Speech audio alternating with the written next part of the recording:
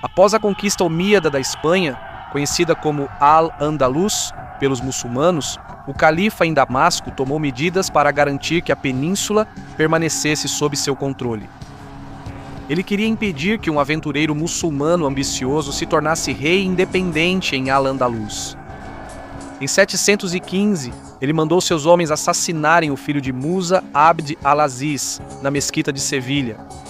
Agora, o califa nomeava governadores e emires diretamente, mas só por períodos curtos. Esses emires consolidaram o domínio omíada em áreas onde Musa apenas demonstrara força. Isso permitiu aos omíadas dominar quase toda a Península Ibérica. Apenas uma região resistiu efetivamente ao domínio muçulmano: as Montanhas das Astúrias, no norte. O primeiro líder dessa resistência cristã foi um nobre visigodo chamado Pelaio.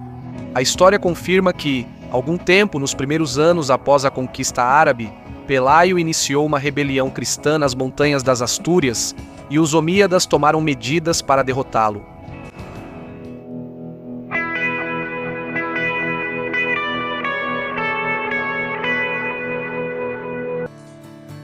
O status legal dos conquistados dependia da religião. Segundo a lei islâmica, cristãos e judeus eram povos do livro, pois receberam revelações divinas em escritos sagrados. Esses dois grupos não eram obrigados a se converter, mas deviam aceitar o domínio omíada e pagar o imposto de captação, jizya, às autoridades muçulmanas. Aqueles que haviam se rendido geralmente podiam manter suas terras. Aqueles que haviam sido subjugados pela força eram privados de suas propriedades e podiam ser reduzidos à escravidão. As terras confiscadas e propriedades da igreja e do Estado eram repartidas entre a elite muçulmana, com 1/5 destinado ao califa.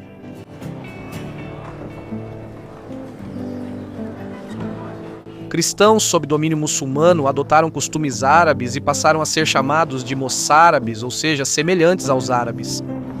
Comunidades moçárabes existiam em Toledo, Córdoba, Sevilha, Mérida e outras cidades. Elas eram governadas por seus bispos, que prestavam contas aos administradores muçulmanos. Com o tempo, muitos cristãos e judeus se converteram ao islamismo. Convertidos e seus filhos não pagavam mais a jizya, por isso autoridades muçulmanas nem sempre incentivavam conversões. Escravos podiam obter liberdade ao se converterem.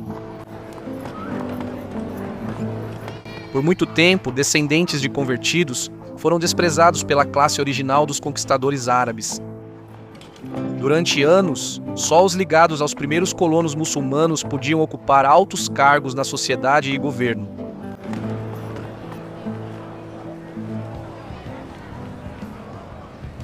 Nesse período inicial, os omíadas da Espanha começaram a entrar na França. Na época, a França era governada pela decadente dinastia merovingia, que logo seria usurpada pelos francos carolíngios sob Carlos Martel. Em 717, os muçulmanos governavam Barcelona, de onde exércitos podiam ser lançados com mais facilidade através dos Pirineus. Narbonne caiu para os omíadas em 720. De lá, os muçulmanos fizeram incursões até Toulouse, embora em 721 tenham sido derrotados em batalha contra Odo, duque da Aquitânia. 4 anos depois, os muçulmanos tomaram Carcassonne e saquearam a Borgonha.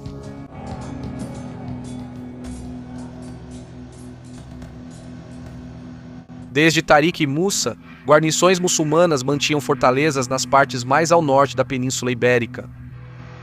Porém, nas áreas isoladas dos Pirineus Centrais, o domínio omíada pouco penetrava. Entre os penhascos do noroeste, rebeldes cristãos se reuniam. Eram visigodos fugindo da dominação omíada, assim como os montanheses da Cantábria e da Galícia. Juntos, esses guerreiros duros e resilientes lançariam as bases para o emergente reino das Astúrias e para a futura reconquista da Espanha. O primeiro líder dessa resistência cristã foi um nobre visigodo chamado Pelaio. As fontes antigas sobre sua vida são poucas e ele ainda é uma figura de origem obscura. Supostamente ele era sobrinho neto do rei Rodrigo.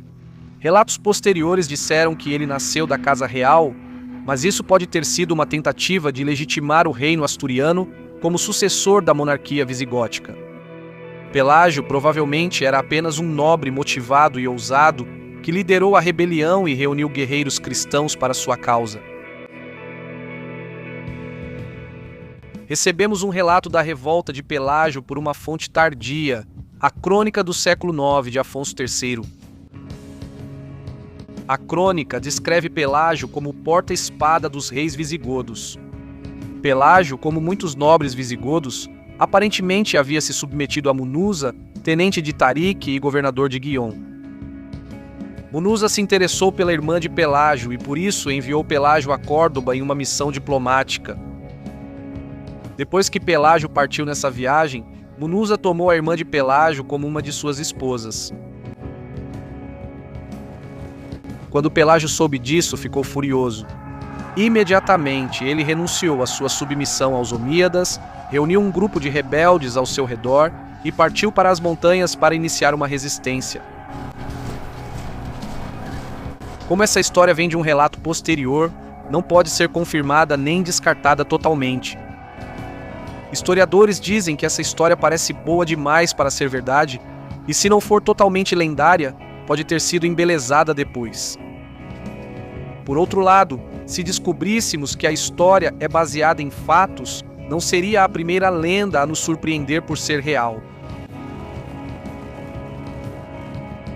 A história confirma que, nos primeiros anos após a conquista árabe, Pelaio iniciou uma rebelião cristã nas montanhas asturianas e os omíadas tomaram medidas para esmagá-lo. O emir enviou uma força expedicionária para o norte, liderada pelo general Alcama, acompanhado pelo bispo Opas de Sevilha, um dos visigodos que traiu Roderico na Batalha de Guadalete. A crônica de Afonso III fornece detalhes do encontro, embora nossa compreensão da batalha que se seguiu permaneça obscura.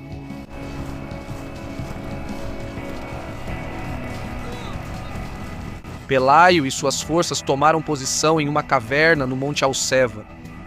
Lá foram cercados pelo exército muçulmano. Alcama enviou o bispo Opas para negociar com Pelaio. Opas insistiu que Pelaio se rendesse, prometendo grandes riquezas se ele se submetesse aos omíadas. Pelaio recusou. Alcama lançou suas forças contra os homens de Pelaio e a batalha começou.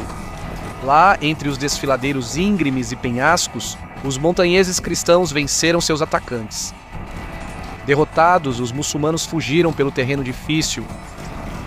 Os homens de Pelaio perseguiram, matando muitos deles. Muitos dos soldados de Alcama morreram em uma avalanche ou se afogaram no rio. Alcama foi morto e o bispo Opas foi capturado. Munuza abandonou seus fortes nas Astúrias e o domínio de Pelaio foi confirmado na região. Ele construiu um santuário para a Virgem Maria em Covadonga, onde ainda existe uma igreja em sua homenagem. Este é o nosso relato mais detalhado da Batalha de Covadonga, vencida por Pelaio em 722. Mais uma vez, os detalhes da batalha vêm de uma fonte posterior, a Crônica de Afonso III.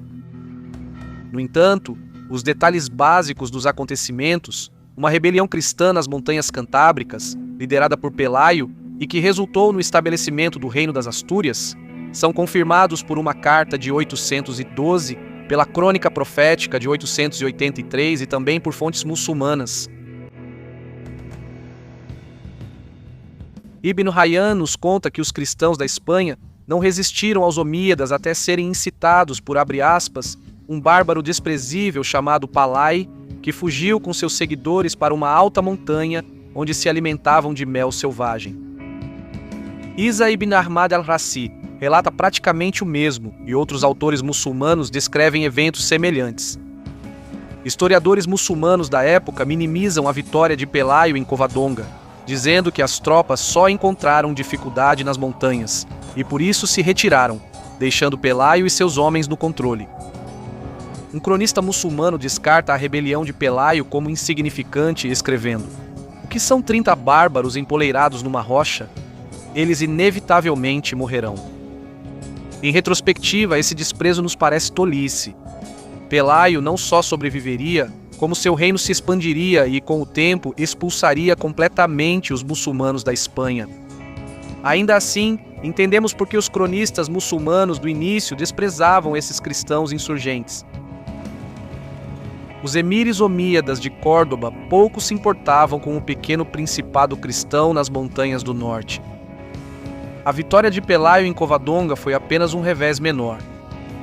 No final do século VIII, os muçulmanos dominavam a vasta extensão da Espanha, e os herdeiros de Pelaio nas Astúrias ainda pareciam insignificantes. A leste dos domínios de Pelaio, o duque Pedro governava Cantábria. Seu filho Afonso casou-se com a filha de Pelaio, Hermesinda, unindo os dois reinos.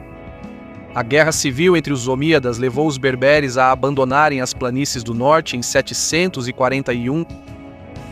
Isso permitiu que o genro de Pelaio, Afonso I das Astúrias, avançasse para o sul até Goria. Em 754, Afonso capturou todas as cidades abandonadas pelas guarnições berberes nas vastas planícies do Douro, chegando ao sul até Salamanca, Ávila e Segóvia, e ao leste até Miranda de Ebro. Afonso temia não conseguir manter as cidades se houvesse um contra-ataque muçulmano. E assim, ele devastou a região, queimando todas as fortificações e levando os cristãos locais com ele para seu domínio no norte. Assim, Afonso deixou ao sul de seu território centenas de milhas quadradas devastadas. Por séculos, o Vale do Douro permaneceria como terra de ninguém, dividindo os domínios cristãos e muçulmanos.